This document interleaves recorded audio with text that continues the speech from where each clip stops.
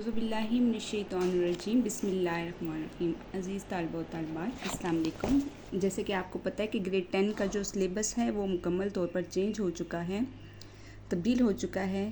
جو new course آیا ہے ہم اس کی طرف چلتے ہیں۔ میں نے آپ کے لیے اچھے سے نوٹس بنائے ہیں، اس میں ہم حمد کا جائزہ لیں گے۔ پہلے ہماری حمد نظم نمبر 1 ہے، نظم نمبر 1 حمد کا جائزہ لیں گے۔ اس کے شعر کے پہلے شعر کی طرف چلتے ہیں، جس میں دیکھیں یہ پہلا شعر ہے، دوسرا کون ہے جہاں تو ہے، کون جانے تجھے کہاں تو ہے۔ تو یہ نظم جو ہے حمد کسے کہتے ہیں؟ حمد وہ ایسی نظم جس میں اللہ تعالیٰ کی تعریف کی گئی ہو۔ تو اس میں یہ بتایا گیا ہے کہ کون جانے جہاں تو ہے، یعنی کہ جہاں تو ہے کس کو نہیں پتہ کہ اللہ تعالیٰ جو ہے وہ ظاہر میں بھی ہے، چھپا ہوا بھی ہے، وہ ہر جلوے میں ہے۔ اس کے لیے ہم اشعار کی تشریح کی طرف آتے ہیں۔ ہم پہلے شعر کی تشریح دیکھتے ہیں، ساتھ مشکل الفاظ کے معنی دیکھیں گے۔ تو اس کے لیے سب سے پہلے جو ہے حوالہ متن آپ نے لازمی دینا ہے، جس میں آپ نے شاعر کا نام، حوالہ متن میں آپ نے نظم کا نام، شاعر کا نام لکھنا ہوتا ہے، ماخذ لکھنا ہوتا ہے اور صنف لکھنی ہوتی ہے۔ جیسے شاعر کا نام ہے امیر مینائی، ماخذ ہے مرات الغیب اور صنف ہے یہ نظم۔ تو اس میں آپ نے مفہوم بھی لکھنا ہوتا ہے اور فنی محاسن لکھنے ہوتے ہیں۔ آپ شعر کی شناخت کر کے وہ مقطع کا ہے، مطلع کا ہے، قافیہ کا ہے، ردیف کا ہے، جس سے آپ کو اضافی نمبر ملتے ہیں۔ تو آپ نے شاعر کا حوالہ بھی دینا ہوتا ہے، کیونکہ بورڈ میں اگر آپ یہ ساری چیزیں آپ بتائیں گے تو آپ کو انشاءاللہ بہت اچھے نمبر ملیں گے۔ اس کے علاوہ اضافی اشعار بھی آپ نے لکھنے ہوتے ہیں۔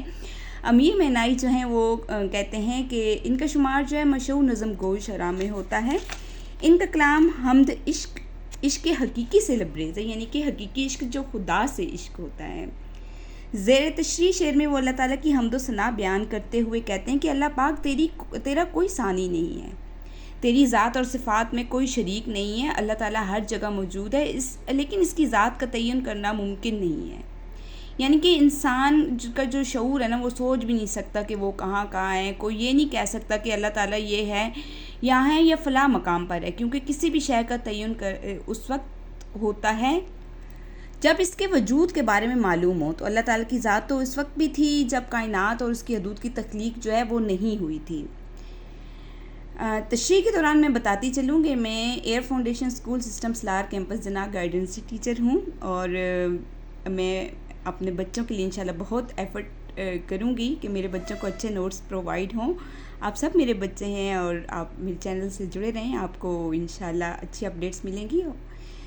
اے خالق تیرے جلوے کا پھیلا نور زمانے میں، تو بستا ہے ہر بستی میں، تو رہتا ہے ویرانے میں۔ تو شاعر کہتا ہے، یہ متعلقہ شعر ہے، اضافی شعر لکھیں گے تو آپ کو نمبر ملیں گے اچھے۔ شاعر کہتے ہیں کہ کہاں اللہ تعالیٰ جو ہے وہ اللہ تعالیٰ کی ذات جو ہے وہ اس قدر پوشیدہ اور لامحدود ہے کہ کسی کو اس کے اصل مقام اور حقیقت کا علم نہیں ہوتا۔ اگرچہ اللہ تعالیٰ کی نشانیاں ہر جگہ موجود ہیں، لیکن اس کے جوہر اور حقیقت کو سمجھنا ممکن نہیں ہے۔ تو قرآن پاک میں بھی جو ہے وہ ارشاد ہے کہ آنکھیں اس کا احاطہ نہیں کر سکتی، وہ تمام آنکھوں کا احاطہ کیے ہوئے ہیں، اور وہی ہر باریک چیز کو جاننے والا خبردار ہے۔ وہ اللہ تعالیٰ کے لامحدود اور ہماگیر ہونے کا شعور بھی نہیں رکھتے۔ اصل میں انسان جب بھی کسی شے کا تعین کرتا ہے تو کوئی مثال، کوئی نسبت اس کے ذہن میں موجود ہوتی ہے۔ تو جو اللہ تعالیٰ کی ذات ہے وہ ذات ہے جسے کسی شے سے مثال نہیں دی جا سکتی۔ گویا اس کے ہونے کا احساس تو ہو سکتا ہے، لیکن اس کے وجود کا تعین کرنا ممکن نہیں ہے۔ تو کسی بھی شے کی موجودگی اور جگہ کا تعین دوسری اشیاء کے حوالے سے کیا جاتا ہے کہ یہ فلاں شے اس جگہ پہ رکھی ہے، اس سمت ہے، اتنی دور ہے۔ اللہ تعالیٰ کی ذات ہمیشہ سے ہے، اس کے جو اس وقت بھی وہ تھا جب کوئی شے موجود نہیں تھی، تو وہ ہر جگہ پر ہے، اور ہم جو ہے وہ ہمیں دیکھ رہا ہوتا ہے، ہم اس کو دیکھ نہیں سکتے بلکہ ہم اس کو محسوس کر رہے ہوتے ہیں مختلف قدرت کے جلووں میں۔ تو اکبر اعلیٰ آبادی کا کیا کہنا ہے؟ عقل میں جو گھر گیا لا انتہا کیوں کر ہوا، جو سمجھ میں آ گیا پھر وہ خدا کر کیوں ہوا۔ شعر نمبر 2 کی طرف چلتے ہیں۔ تو شعر نمبر 2 ہے، لاکھ پردوں میں تو ہے بے پردہ، سو نشانوں میں بے نشاں تو ہے۔ امیر مینائی کہتے ہیں کہ اللہ تعالیٰ لاکھ حجابوں میں بے حجاب ہے، اور سینکڑوں نشانیوں کے باوجود اس کی کوئی نشانی نہیں ہے۔ ہمارے اور اللہ تعالیٰ کے درمیان بہت سے پردے موجود ہیں، لیکن ان پردوں میں بھی اللہ تعالیٰ کی موجودگی کا اظہار ہوتا ہے۔ دوسری طرف جو ہے اس کے ہونے کی بے شمار نشانیاں تو موجود ہیں، لیکن اس کے وجود کا تعین کرنا ممکن نہیں ہے۔ یعنی کہ انسانی بصارت ایک حد تک دیکھنے پر قدرت رکھتی ہے کہ کوئی شے انتہائی قریب ہو جائے یا بہت دور ہو جائے تو انسان اس شے کو نہیں دیکھ سکتا۔ محدود مشاہدہ رکھنے کے بل پر انسان یہ دعویٰ نہیں کر سکتا کہ ہر وہ شے جو اس کو دیکھ سکتا ہے۔ انسان اور اللہ تعالیٰ میں بہت سے پردے، حجابات یعنی کہ پردے موجود ہیں۔ اللہ تعالیٰ کی ہستی وہ ہستی ہے جو دکھائی نہیں دیتی۔ اس ہستی کو آج تک کسی نے نہ دیکھا ہے، نہ کوئی دیکھ سکتا ہے۔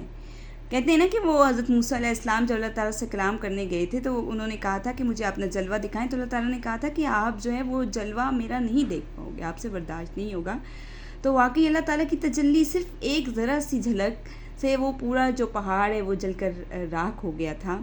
تو ان کا جو نور ہے اس کو ہم بیان نہیں کر سکتے۔ اس ہستی کو آج تک کسی نے نہ دیکھا ہے، نہ کوئی دیکھ سکتا ہے۔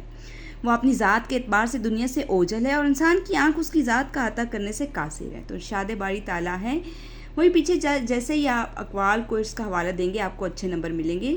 آنکھیں اس کا احاطہ نہیں کر سکتی، وہ تمام آنکھوں کا احاطہ کیے ہوئے ہے اور وہ ہر باریک چیز کو جاننے والا بڑا خبردار ہے۔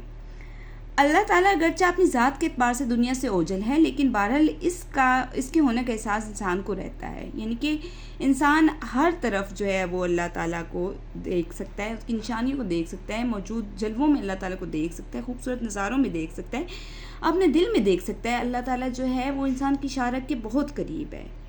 تو اسے متعلقہ شعر کیا ہے؟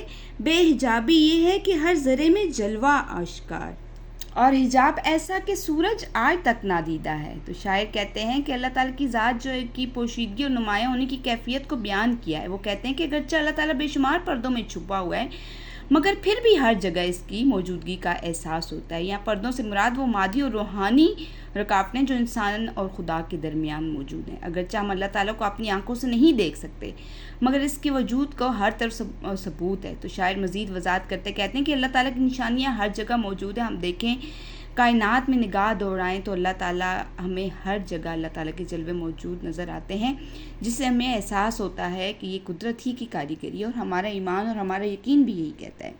اس سے متعلقہ شعر ہے جی، کہتے ہیں کہ ہر ذرے میں کسی شان سے تو جلوہ نما ہے، کہیں پنہا کہیں عیاں تو ہے۔ ان کے پنہا جو ہے وہ چھپا ہوا اور جو ہے عیاں ظاہر۔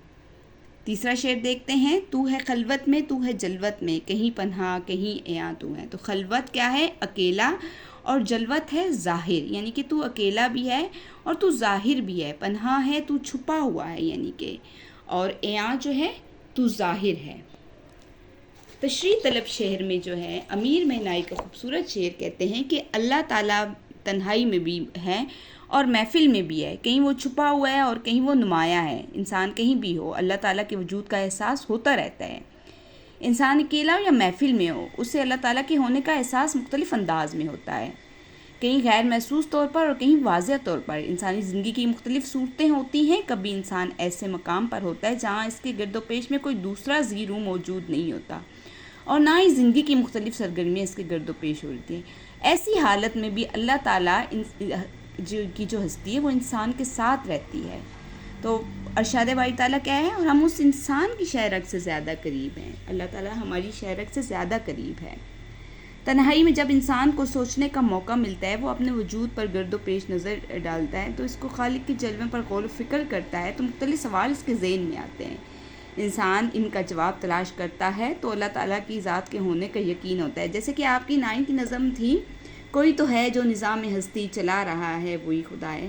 تو وہی خدا ہے جو نظر بھی نہیں آتا، لیکن پھر بھی قدرت کا نظام جو ہے بڑے احسن طریقے سے، بڑے اچھے طریقے سے چل رہا ہے۔ اس کی قدرت کے جو جلوے ہیں وہ ہر طرف نمایاں ہیں۔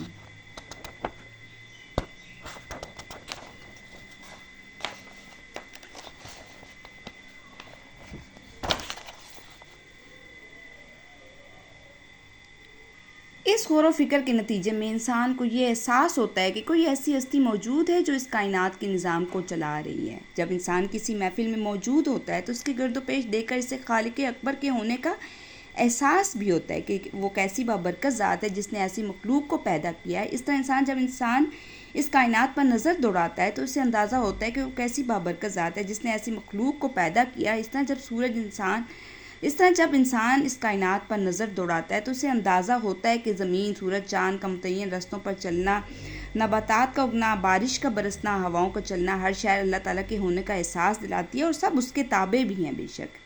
لیکن بعض اوقات ایسے بھی ہوتا ہے کہ انسان ان معاملات پر غور نہیں کرتا، تو ایسے میں ارادوں کا ٹوٹنا اللہ تعالیٰ کی پہچان کا ارادوں کا ہونا یعنی کہ وہ اللہ تعالیٰ کی پہچان کا ذریعہ بن جاتا ہے۔ انسان جس حالت میں بھی ہو، تنہا ہو یا محفل میں ہو، اللہ تعالیٰ کے ہونے کا احساس کبھی تو غیر محسوس طور پر ہوتا ہے، کبھی نمایاں انداز میں۔ تو یہ ممکن ہے کہ باشعور انسان کو ایسی ہستی کے ہونے کا احساس نہ ہو جو اس کائنات کے نظام کو چلا رہی ہو۔ ان کے بعض اوقات انسان وسوسوں میں بھی آ جاتا ہے، لیکن ہم مسلمان ہیں تو ہمارا پکا یقین ہے کہ ہم اللہ تعالیٰ کو اپنے ارد گرد، اپنے نفس، اپنے وجود میں، اپنے دل میں تلاش کرتے ہیں تو ہمیں اللہ تعالیٰ کی ذات اپنے ساتھ دکھائی دیتی ہے۔ امید ہے یہ آپ کو سمجھ آ گئی ہوگی۔ شعر نمبر 4 سے ہم آگے تشریح کریں گے انشاءاللہ نیکسٹ ویڈیو میں۔